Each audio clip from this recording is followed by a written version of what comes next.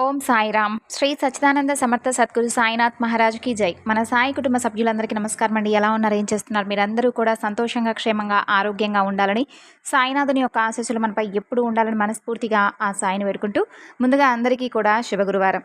ఈ రోజున బాబాగారి సందేశం ఏమిటి అంటే, బిడ్డ, నీ కోసం మంచి సమయం రాబోతుంది. నిన్ను వెతుక్కుంటూ నీ బంధం రాబోతుంది. కాబట్టి ఈ మంచి సమయాన్ని, అలాగే ఈ మంచి సందేశాన్ని విడిచిపెట్టుకోవద్దంటున్నారు.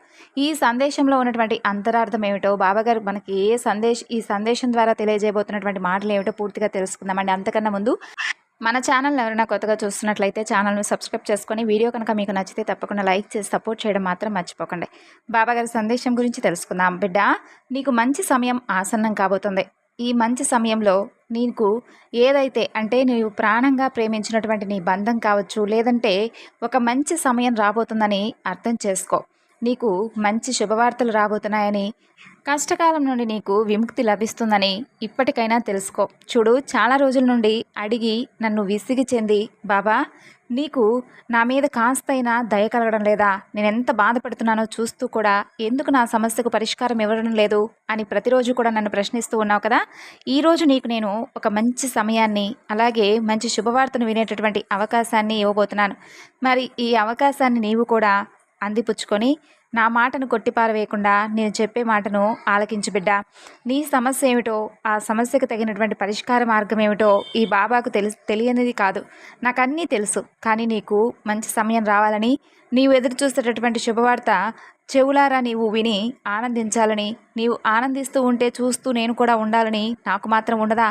ఎందుకంటే నన్ను తండ్రిగాను, గురువుగాను భావించి ప్రతి మాట కూడా నాతో పంచుకుంటూ, ప్రతి కష్టాన్ని నాతో చెప్పుకుంటూ ఉన్నటువంటి నీవు సంతోషంగా, ఆనందంగా ఉంటే చూడాలని ఈ బాబాకు మాత్రం ఉండదనుకుంటున్నావా? చూడు, నిన్ను ఎవరైనా కానీ విడిచిపెట్టవచ్చేమో, ఈ ప్రపంచంలో ఎవరైనా నిన్ను మోసం చేయవచ్చేమో, కానీ నువ్వు నమ్ముకున్నటువంటి నీ బాబా మాత్రం నీకెప్పుడూ కూడా అపనమ్మకంగా కానీ, అధైర్యాన్ని ఇవ్వడం కానీ, లేదంటే మధ్యలోనే నీ చేతిని విడిచిపెట్టడం కానీ ఎప్పటికీ చేయడు.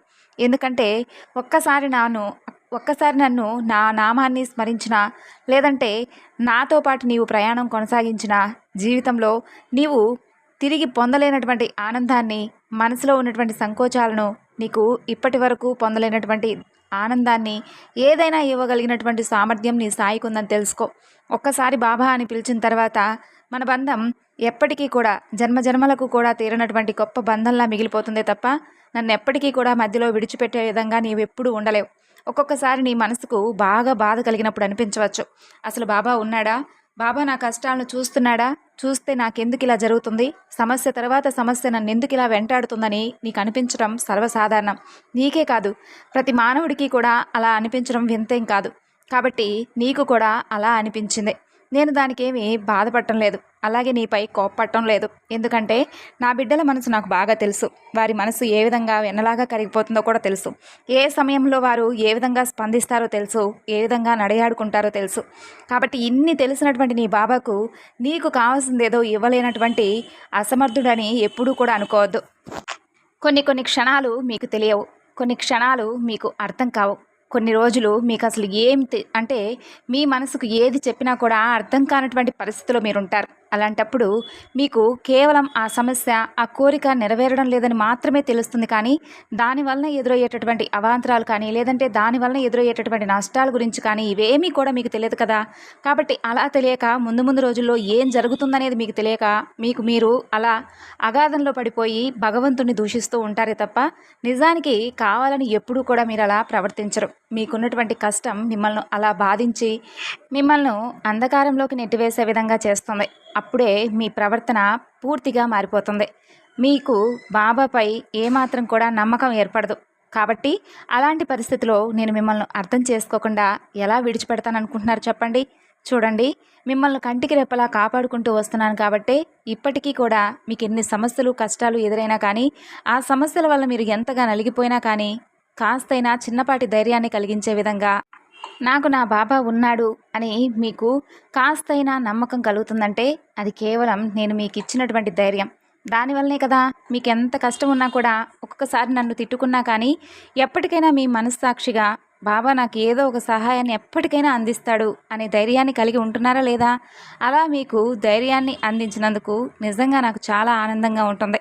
చూడండి, నన్ను కూడా మీరు అర్థం చేసుకోండి. మీకు దూరమైనటువంటి బంధం, అది ప్రేమ బంధం కావచ్చు, లేదా అన్నా తమ్ముళ్ళ బంధం కావచ్చు, అక్కా తమ్ముడు బంధం కావచ్చు, లేదా తల్లిదండ్రుల యొక్క బంధం కావచ్చు. ఏ బంధమైనా కానీ, ఏ బంధం అయితే మీరు దూరమైందని భావించి చాలా ఎక్కువగా బాధపడుతూ ఆ బంధం కోసం పరితపిస్తూ ఉన్నారో, ఆ బంధం మీకోసం తప్పకుండా వెతుక్కుంటూ రాబోతుంది.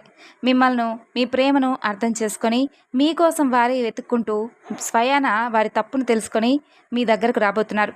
కాబట్టి ముందుగా అంటే ముందుగా ఇంతకు ముందు రోజుల్లో జరిగిపోయినటువంటి విషయాలు ఏది కూడా వారి ముందు ఏమాత్రం ప్రస్తావించకుండా వారిని అర్థం చేసుకొని ముందు జరిగినటువంటి లోటుపాట్లన్నీ కూడా ఒక్కసారిగా చక్కగా ప్రస్తావించుకొని ఇక నుండి అలాంటి తప్పులు మీ మధ్య ఎప్పుడూ కూడా రాకుండా జాగ్రత్తగా చూసుకోండి. అలాగే ఒకరి ప్రేమను ఒకరు చక్కగా అర్థం చేసుకునే విధంగా, ఒకరికి ఒకరు గౌరవంగా, ఈ సమాజంలో నలుగురు కూడా ఏ విధంగా మిమ్మల్ని మెచ్చుకోవాలో ఆ విధంగా మెచ్చుకునే విధంగా ప్రవర్తించండి. మీకు మీరే మంచి సఖ్యతను పెంచుకొని మీ బిడ్డల భవిష్యత్తు ఏ విధంగా ఆధారపడి ఉంటుందో ఒక్కసారి జాగ్రత్తగా నిర్ణయం తీసుకోండి. దేని గురించి ఎక్కువగా ఆలోచించకండి. ప్రతికూలమైనటువంటి ఆలోచనలు ఎప్పుడూ కూడా మీ మనసులోకి రానివ్వకండి. మీ మనసును ప్రశాంతంగా ఉంచుకోండి. కష్టమైన సమస్య అయినా ఏదైనా కానీ, లేదా మీ కోరికైనా ఈ బాబా ఎప్పటికైనా మీకు మంచి మార్గాన్ని, మంచి నడవడికని, అలాగే మీకోసం ఒక మంచి గమ్యాన్ని ఏర్పరిచి సిద్ధంగా ఉంచుతాడని మాత్రం ఎప్పటికీ కూడా మర్చిపోకండి. సంతోషంగా, ఆనందంగా కాలాన్ని గడపండి. మంచి మంచి శుభవార్తలు మీరు వినే విధంగా ఈ బాబా మిమ్మల్ని తప్పకుండా అనుగ్రహిస్తాడు. సంతోషంగా ఉండండి. విన్నారు కదండి ఈరోజు బాబాగారి సందేశం. ఈ సందేశం మీ అందరికీ కూడా నచ్చింది అనుకుంటున్నాను. నచ్చితే తప్పకుండా మరికొంతమందికి షేర్ చేయండి. మరొక చక్కని బాబాగారి సందేశంతో మరలా కలుసుకుందాం. అంతవరకు నమస్కారం. ఓం సాయిరాం. సర్వేజన సుఖినో భవంతు.